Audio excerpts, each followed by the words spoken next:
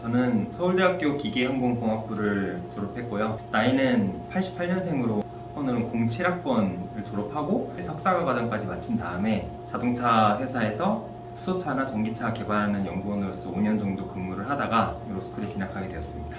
저는 학부 학점은 4.3 만점으로 3.68 정도였던 걸로 기억을 하고요. 백분위로는 92.8점이었고, 근데 제가 공대를 졸업해서 공대는 학점이 좀 짠 편인데 그 학점 기준으로는 나름 우등 졸업을 한 학점이기는 했습니다.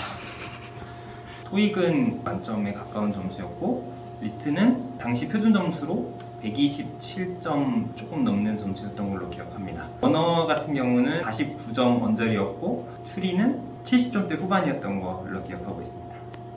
저는 가군은 경희대를 썼었고요. 나군의 서강대를 썼습니다. 경희대는 제가 기억하기로 2.5배수 바깥 정도, 서강대 같은 경우는 1.8배수 정도여서 이 정도는 해볼만 하겠다라는 생각이 들어서 서강대를 나군에 지원하였습니다.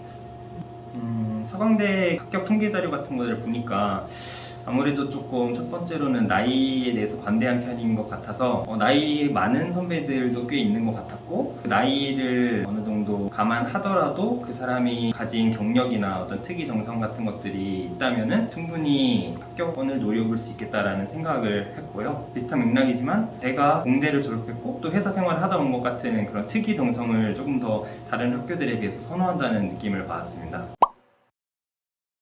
경희대도 2월 달에 추가 합격됐었는데 저는 둘 중에 고민하지 않고 서강대를 선택했습니다.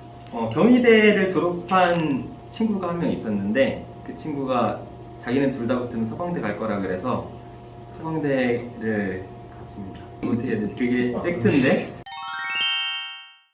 저 같은 경우는 정말 로스쿨에 지원하겠다고 마음먹기 직전까지는 평생 동안 법학이랑은, 특히 법조계랑은 아무런 관련성을 없는 삶을 살아오다 보니까 제가 자기소설을 쓸 때 가장 신경 썼던 부분은 제 인생에 있어서 어떤 스토리라 어떤 사연들을 거쳐서 로스쿨에 지원을 하게 됐는지 그 지원 동기 쪽에 많이 포커싱을 했습니다.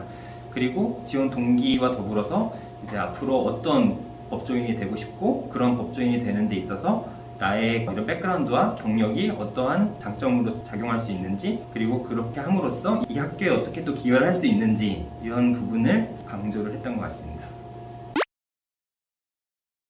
예컨대 제가 학부는 그냥 공학 전공이라서 학부 얘기는 많이 쓸 게 없었는데 회사 생활하면서 있었던 하나하나의 사건들을 통해서 어떻게 내가 이 법 쪽에 관심을 갖게 됐는지, 그리고 나의 장점들과 나의 경력을 법 쪽에서 어떤 식으로 활용할 수 있는지를 좀 더 구체적인 특정 사안과 사건들을 통해서 추상적이지 않고 되게 구체적으로 표현하려고 신경을 썼고요.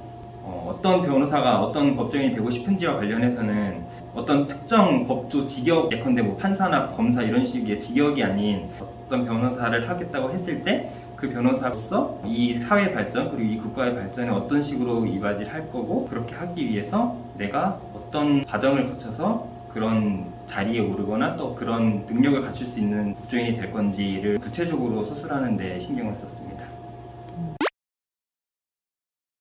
일단 전체적으로 자소서의 큰 구조 같은 경우는, 자소서를 제가 몇몇 지인들한테 피드백을 받았었던 내용 중에 좀 인상 깊었던 건, 자소서의 구조가 그 자소서를 처음 봤을 때 이 사람에 대한 호기심을 들게 하는 그런 스토리가 있는 구조가 좋다라는 피드백을 많이 받았어가지고 처음에 일단 도입부에 저에 대한 관심을 끌는 어떤 포인트들을 넣는데 좀 집중을 했던 것 같고요. 저라는 사람에 대해서 호기심을 끈 이후에 제가 인생을 살면서 그리고 회사 생활을 하면서 있었던 굉장히 구체적인 사건들에서 제가 어떤 역할을 했는데, 그런 역할을 하면서 어떠한 문제의식을 갖게 되었고, 그런 문제의식을 해결하는 데 있어서 이러한 역할을 하는 사회적 존재가 필요하다고 생각을 했고, 그러한 존재가 되기 위해서 나는 로스쿨에 와야겠고, 로스쿨을 졸업한 이후에 어떤 분야로 진출을 해서 그쪽 분야에서 아까 처음에 느꼈던 그런 문제의식을 해결하는 데 도움을 주는 사람이 되고 싶고, 그로 인해서 이 사회가 더 발전하는 데 기여를 하고 싶다.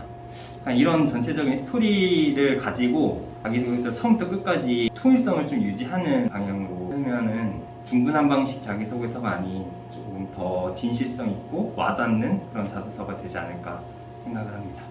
그때 생각하셨던 꿈 아직도 유효한가요? 반 정도는 유효한 것 같고 반 정도는 또 공부를 하다 보니까 좀 생각이 좀 바뀌는 부분도 있는 것 같습니다. 그래서 꼭 그대로 가란 법은 없지 않을까요? 저는 공대 출신이기도 하고 법 쪽에 관심을 좀 뒤늦게 가진 케이스다 보니까 법학 공부를 로스쿨 합격자 발표난 이후부터 시작을 했는데요. 그 이후부터 어쨌든 남들보다 좀 뒤처졌다는 생각에 더 열심히 했고 학교 수업에도 되게 적극적으로 참여를 해서 정말 운이 좋게도 1학년 1학기부터 전과목 올해입부를 받아서 좀 그때부터 자신감을 갖고 더 공부를 신나게 할 수 있었던 계기가 되었던 것 같습니다. 한 번도 후회를 해본 적은 없고요. 저는 이 학교가 가지는 많은 장점들이 있다고 생각을 해요. 다른 학교랑 구체적으로 뭐 비교를 할 만큼 다른 학교에 대해서 잘 알지는 못하지만 그래도 이런저런 얘기 들어봤을 때 서강대학교가 작은 학교지만 강한 학교로서 저의 꿈을 이루는 데는 큰 도움이 되는 어떤 도움바지가 되고 있다고 생각을 합니다. 제가 서강대 로스쿨을 다니면서 느낀 서강대의 장점은 학교에 대한 대외적 인식이 제가 생각했던 것보다 훨씬 더 좋았다. 서강대 로스쿨을 졸업했다라는 그런 학벌이 어쨌든 이제 여러분들의 인생에 끝까지 남게 될 텐데 그것이 결코 여러분들의 인생에 마이너스가 되지는 않을 것이고 분명한 플러스 요인으로 작용할 것이라고 저는 생각합니다. 여러분들 모두 다가올 입시에서 모두 화이팅 하시고 저희 학교 후배로 오시든 그리고 어디를 가시든 여러분들 꿈을 위해서 끝까지 정진하시고 화이팅 하시길 바라겠습니다. 화이팅! 긴장되네? 면접 보는 거 같네?